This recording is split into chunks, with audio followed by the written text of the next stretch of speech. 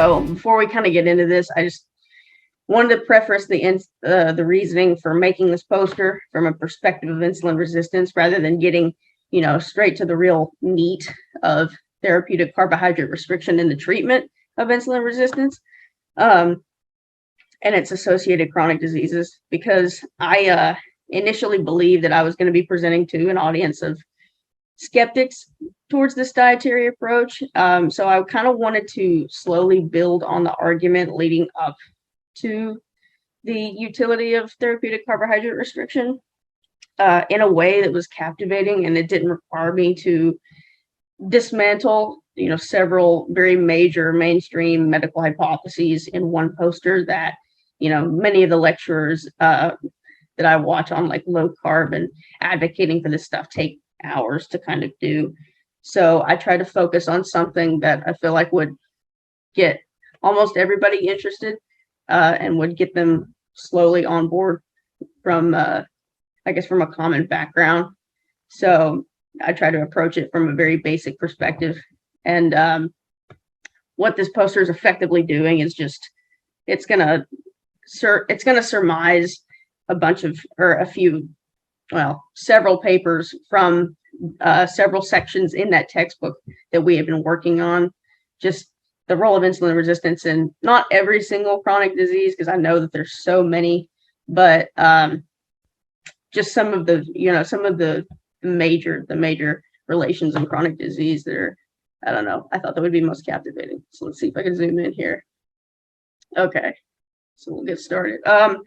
So my project focused very generally on examining some roles of insulin resistance in chronic disease. Most of this stuff will probably be very familiar to you, but like I said, I was presenting this to a very novel audience on this stuff. So insulin is a hormone secreted by pancreatic beta cells in a basal and bolus response to maintain glucose homeostasis, primarily, though it has significant pleiotropic effect as an autocrine, paracrine, and endocrine regulator. Insulin resistance is the creation of insulin receptor or post-receptor defects as a result of chronic hyperinsulinemia, promoting hyperphosphorylation of either the insulin receptor itself or downstream signals leading to decreased affinity for the insulin substrate. With insulin having these effects, insulin resistance has significant implications in other pathologies. The principal diseases of insulin resistance are type 2 diabetes and metabolic syndrome, or in some circles, it's insulin resistance syndrome, which is defined as a chronic hyperglycemia, and in metabolic syndrome as increased triglycerides, decreased HDL, increased blood pressure, and visceral adiposity. Given that metabolic syndrome is highly comorbid with type 2 diabetes and its cardiological risk factors, as well as the fact that type 2 diabetes is a well-established risk factor for cardiovascular disease and micro and macrovascular complications, neurodegenerative diseases like Alzheimer's and vascular dementia, and many different kinds of cancers. I began wondering about the role of insulin in these diseases and of its pathology, if implicated, would be relevant to even those without type 2 diabetes, but insulin resistance just itself. So in regards to this was also part of the textbook role, which was to elucidate the role of insulin and insulin resistance in health and disease as part of a larger project. The textbook goes into a good bit more detail on hyperglycemia as well, both chronic exposure through bolus response or insulin resistance. But I wanted to look more at insulin resistance first.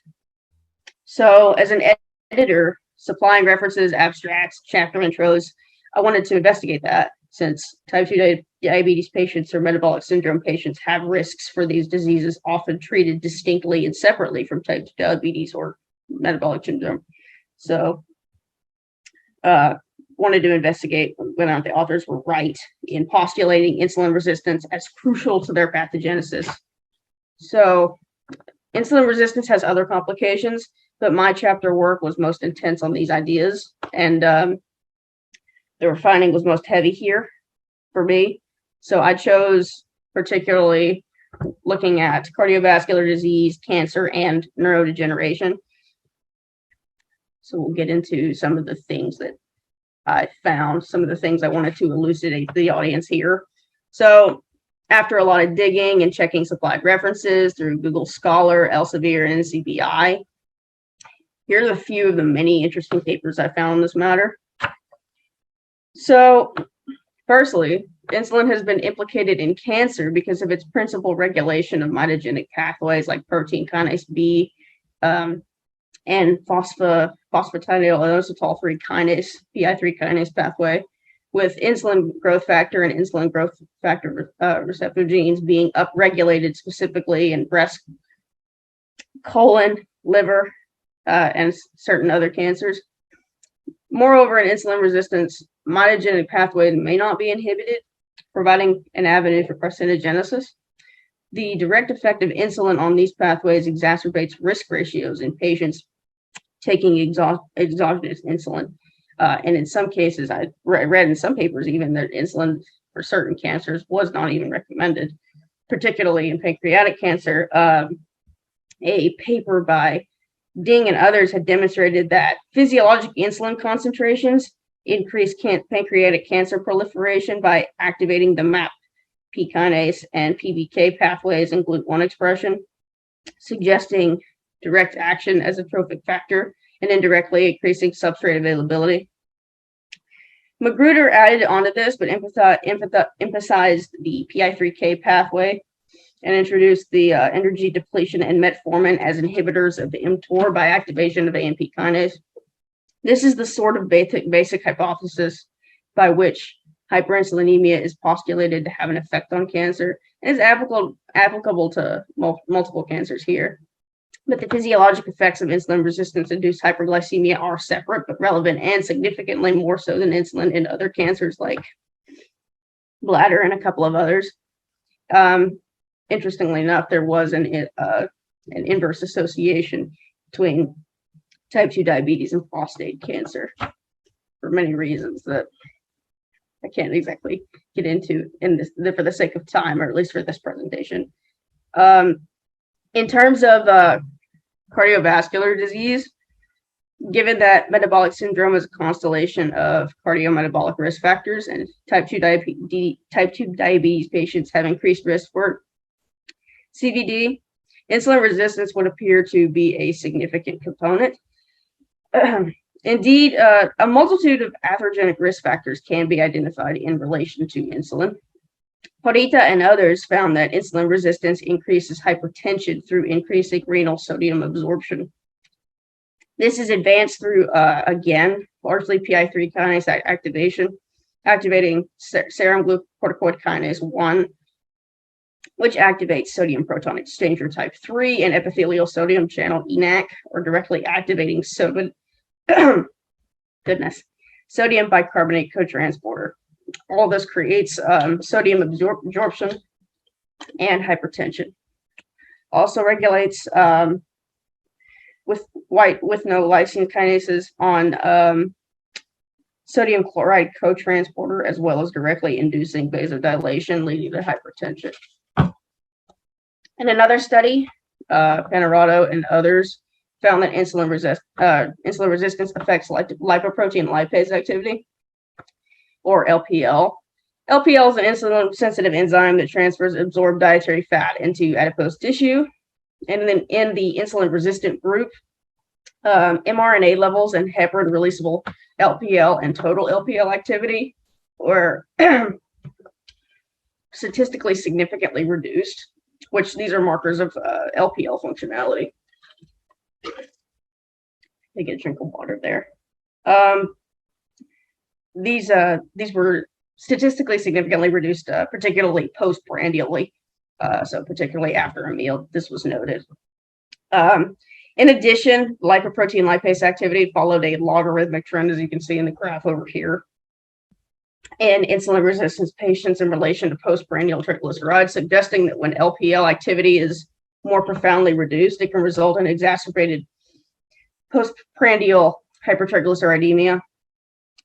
Given LPL clears triglyceride-rich lipoproteins, this explains why insulin resistance can lead to or is comorbid with hypertriglyceridemia and the respective atherogenic profile of low HDL and the high small dense LDL profile we commonly see.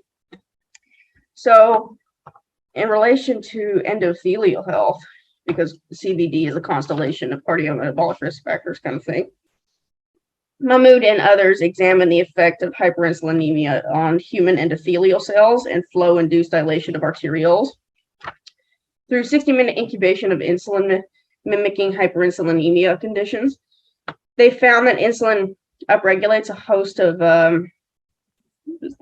antimicrobial superoxide producing enzyme system, particularly NOX2, which is implicated in cardiovascular disease, resulting in massive superoxide overproduction. And this leads to a redox imbalance coupled with downregulation of superoxide dismutases, which exacerbates this buildup. On the other side, insulin promotes nitric oxide synthesis via endothelial nitric oxide synthase, which together accumulates in the reaction in the middle, causing a surge of reactive oxygen species and a drop in nitric oxide. That is concurrent with eNOS oxidation and uncoupling, altogether of which promote vascular dysfunction and protein nitration, inducing flow-induced dilation and consequent CVD risk. So, in getting on to neurodegeneration, because I had to structure this, I was kind of like skipping around, so I didn't take up too much time. Insulin and insulin resistance has, most interestingly to me, and hopefully I can sort of investigate this in my senior research thesis, actually, because we have a lab here that's about investigating neurodegenerative models. But insulin and insulin resistance has been centrally implicated in Alzheimer's, dementia, and even age-associated cognitive decline. This has been demonstrated in numerous studies showing statistically significant correlations between chronic tauopathies and amyloid beta accumulation and altered expression profiles of glucose transporters and insulin signaling genes, as well as mice and rat models of drug-induced and diet-induced diabetes, or knockout of these respective genes, inducing both tau and amyloid beta aggregation. Even in respect to the ApoE4 allele risk, insulin resistance, as well as its resultant hyperglycemia, has been implicated in its risk via decreased cerebral glucose metabolism, which was it's kind of correlated with the cerebral insulin deficiency hypothesis, altered insulin gene expression, and even enhanced susceptibility to becoming glycated, the protein itself. In Yashon's paper, there were statistically significant differences that were found between Alzheimer's disease pics, and they also found some non-statistically significant elevations in the amount of phosphorylated insulin receptors, which is a marker of insulin resistance. This is interesting, as other studies have not found statistically significant risk in type 2 diabetes patients for dementia with Lewy bodies, but vascular dementia. But in another paper, through a series of elegant Western blots with a human neuron cell line, this paper was able to show the role of insulin and insulin-like growth factor 1 as a neuroprotectant via tau dephosphorylation. And it does this by inhibiting glycogen synthase kinase 3, which has been implicated in vivo tau phosphorylation.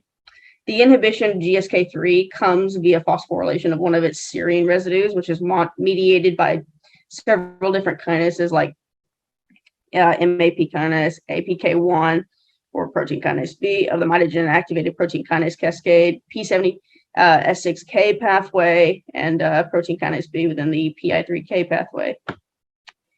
This study shows that insulin inhibits GSK3 via activation of protein kinase B, while the P70 S6K and MAPK APK pathways were kind of ruled out as a contributing pathway. One of the most interesting papers, I thought, is in the Mullins paper. Through these and dozens of other findings, so they actually alluded to some of these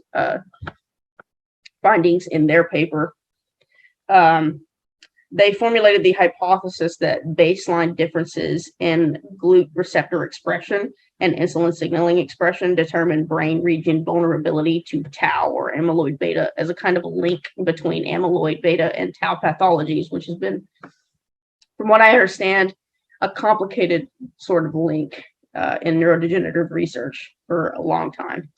In amyloid beta regions, there is a glycolytic reliance that produces a lot of interstitial lactate, which associates with high interstitial amyloid beta, which Mullins postulates favors amyloid beta oligomer formation. These promote the serine and tyrosine phosphorylation of insulin receptor 1, which will affect downstream insulin signaling and generate insulin resistance. Feed-forward loops via mTOR and GSK beta increase this phosphorylation, which promotes the amyloid beta deposition. Insulin resistance also promotes tau phosphorylation, as shown previously, which is more pronounced in regions with low insulin signaling, protein expression, and high GLUT4 expression. So the sum of these three pathologies produces Alzheimer's.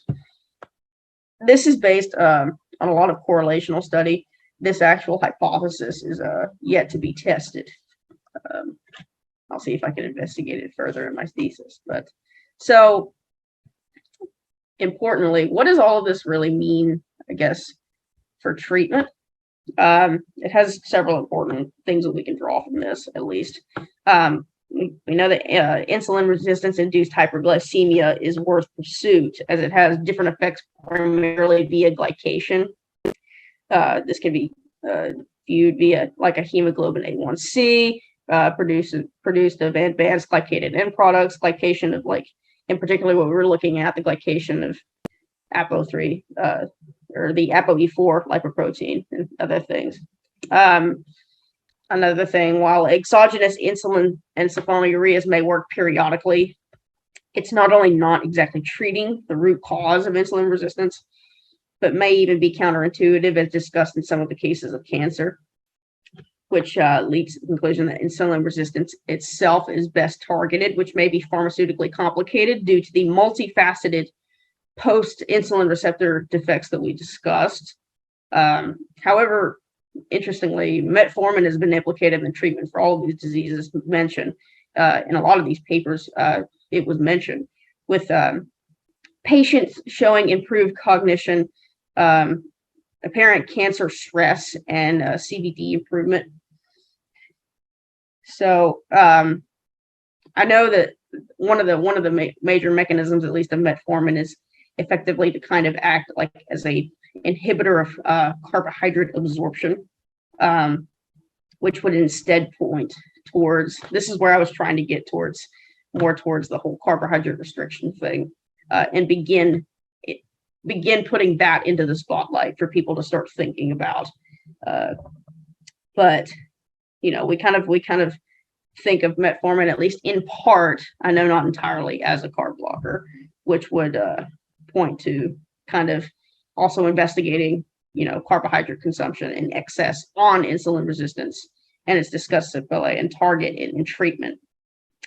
This was, in fact, the role of the Nutrition Network textbook, which was validating therapeutic carbohydrate restriction as a treatment.